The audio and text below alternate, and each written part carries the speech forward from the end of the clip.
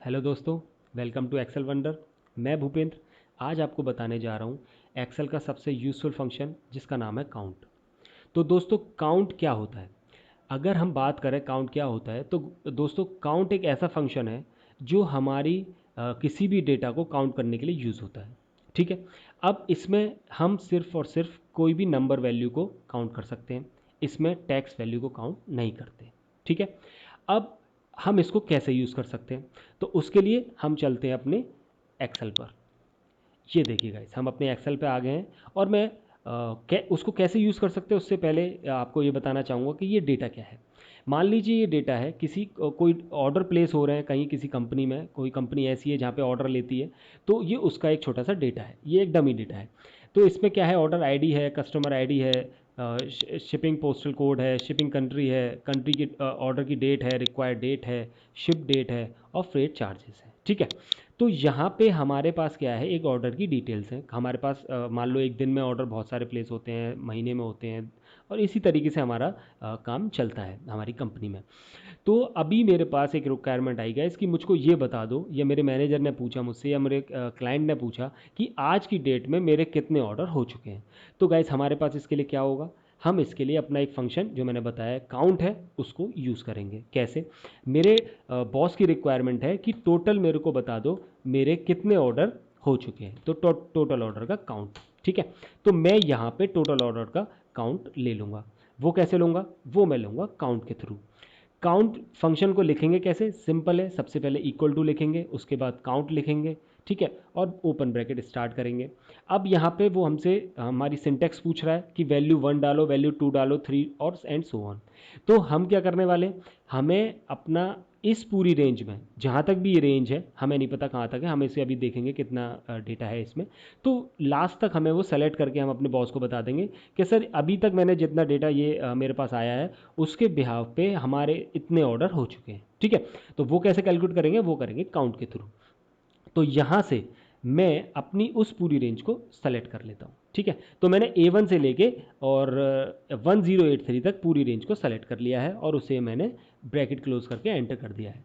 ये देखिए मेरे पास यहाँ पे आ गया 1082 का काउंट, यानी अभी तक मेरे जितने भी ऑर्डर हो गए हैं उनका काउंट है 1082, और ये मैं अपने बॉस को भेज दूंगा। ठीक है। चलिए ये तो बात रही एक छोटी सी समरी की जिसमें हमारे बॉस ने हमसे ऑर्डर का काउंट मांगा।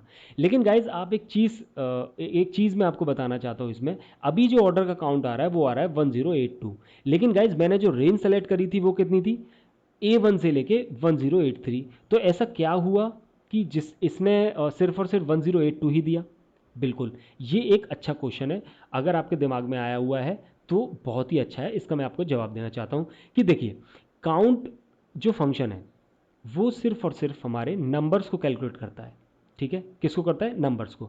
तो देखिए जैसा कि आप देख पा रहे हैं ऑर्डर आईडी एक टेक्स्ट वैल्यू है। ठीक है, ये एक स्ट्रिंग है, ये एक टेक्स्ट वैल्यू है। बाकी ये जितने भी नंबर लिख रहे हैं ये सारे एक नंबर वैल्यू है। ठीक है। आप शुरू से लेके एंड तक यानी A2 से लेके 1083 तक जितने भी नंबर देखेंगे वो सारे के सारे नंबर हमारे होंगे नंबर वैल्यू।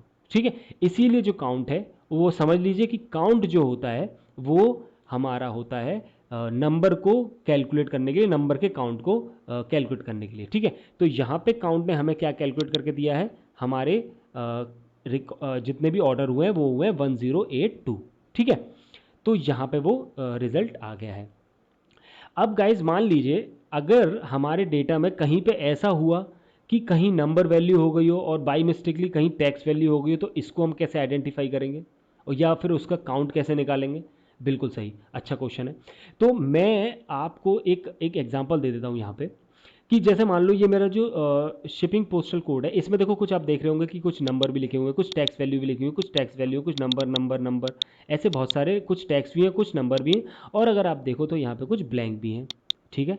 इससे क्या होगा, एक फॉर एन एग्जाम्पल हम ले लेते हैं कि मान लो मैं ये चाहता हूँ कि मेरे पास कितने करेक्ट पोस्टल्स हैं।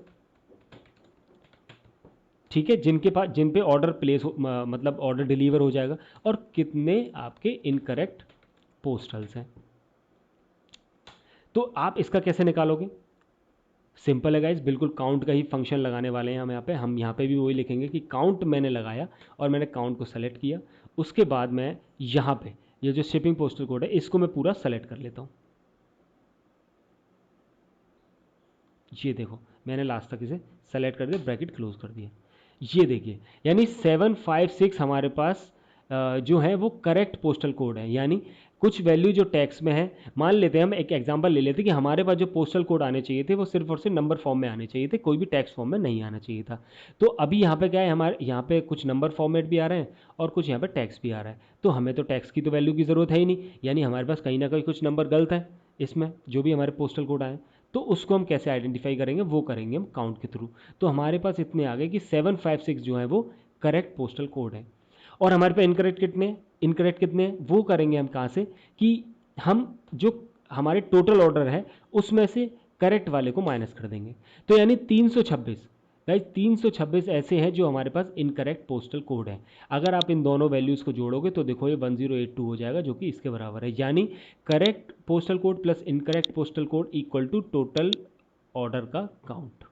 ठीक है, आई होप यहाँ तक आपको काउंट का फंक्शन समझ में आ गया होगा और आपको डिफरेंस भी समझ में आ गया होगा कि हम यहाँ से कैसे अपने काउंट फंक्शन को यूज़ कर सकते हैं। ठीक है, तो कभी भी गाइस काउंट को यूज़ करना है आपको, और आपको कोई भी वैल्यू काउंट करनी है अपने डेटा में, तो बहुत ही सिंपल फंक्शन है एक्सेल का, वो है काउंट।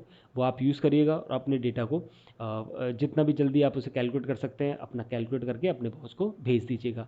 अब अगर इस तरीके की कोई समरी आपसे मांग लेते हैं कि मान लो यहाँ पे मुझे करेक्ट दिखाओ और इनकरेक्ट दिखाओ, तो ये आपके डेटा के ऊपर डिपेंड करेगा गाइस कि आपके डेटा में कितने नंबर वैल्यू हैं और कितनी उसमें टैक्स वैल्यू है। ठीक है, तो ये आपके बॉस की रिक्वायरमेंट के ऊपर डिपेंड करेगा कि आपको आपसे वो क्या मांग रहे हैं और आप उनको किस तरीके से कैलकुलेट करके दे रहे हैं। तो आप इजीली काउंट से उनके नंबर ऑफ टोटल जो भी ऑर्डर हुए हैं उनको दे सकते हैं, या कोई भी रिकॉर्ड जो उन्होंने लिस्ट आपको भेजी है उसमें से कितना काउंट है आप उनको इस तरीके से लगा के दे सकते हैं। या फिर आप अगर कोई पूरी समरी बना रहे हैं तो भी उसमें आप काउंट फंक्शन को यूज़ कर सकते हैं। ठीक है, तो आई होप गाइज आपको ये वीडियो पसंद आई होगी, और आपको अगर वीडियो पसंद आई है तो आप इस वीडियो को लाइक करिएगा, शेयर करिएगा, और अगर आप हमारे चैनल पर पहली बार आए हैं तो आप इसे सब्सक्राइब करिएगा और हमें खुशी होगी।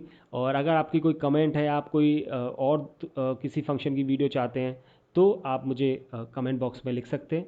मैं बिल्कुल आपके लिए उस वीडियो को बनाऊंगा और आशा करूंगा कि आप उससे कुछ सीखें और अपनी लाइफ में, अपने पर्सनल लाइफ में, और अपना जो भी बिजनेस है या फिर आप अपने प्रोफेशनल लाइफ में उसे यूज़ कर सकें। और हमारे साथ जुड़े रहिए गाइस, और हम आपको ऐसे ही अच्छी अच्छी वीडियो बना के देते रहेंगे जिससे आप अपना कुछ ना कुछ सीखेंगे और अपने प्रोफेशनल लाइफ में उसे यूज़ कर पाएंगे। तो thank you so much guys, thanks for watching this video, have a good day.